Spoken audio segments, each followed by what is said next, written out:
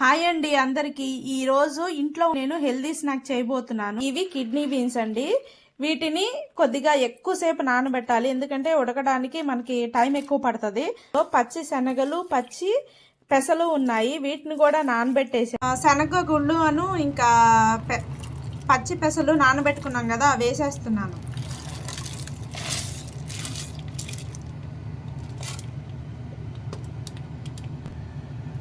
బాగా కలిపేసేసి ఇందులో 2 spoons salt వేస్తా.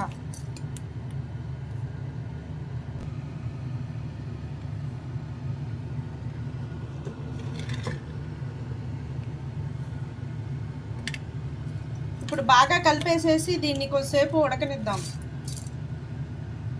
ఆయిల్ బాగా వేడెక్కిందండి. ఇందులో కొంచెం ఆవాలు వేస్తున్నాను. ఇందులోనే కొంచెము ఆనియన్స్ వేస్తున్నాను.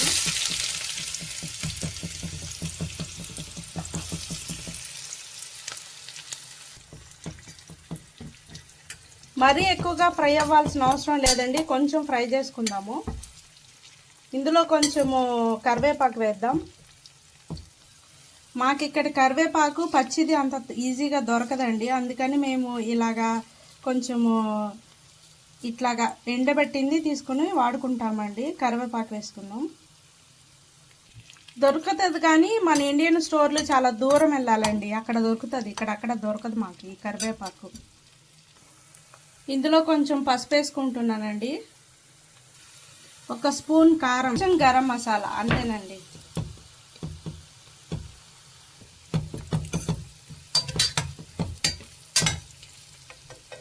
ఇప్పుడు ఇందులో మనము ఈ ఉడకబెట్టుకున్న ఈ రాజ్మా, శనగలు ఇవన్నీ వేసేసుకుందాము.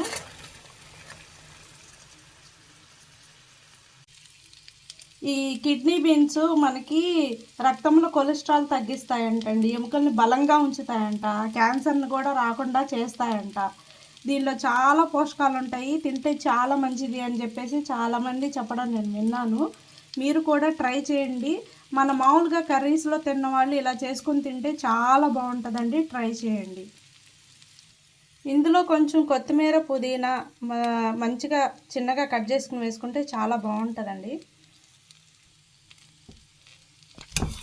ఇంకా దీన్ని ఆపేసేసి ఒక హాఫ్ వద్ద నిమ్మకాయ దీనిలో పిండేస్తానండి. స్టవ్ ఆఫ్ చేసేసి ఇందులో కొంచెం నిమ్మకాయ పిండేస్తున్నాను. అబ్బా, ఇది ఎంత సూపర్గా ఉంటుందంటే అంత బాగుంటుందండి.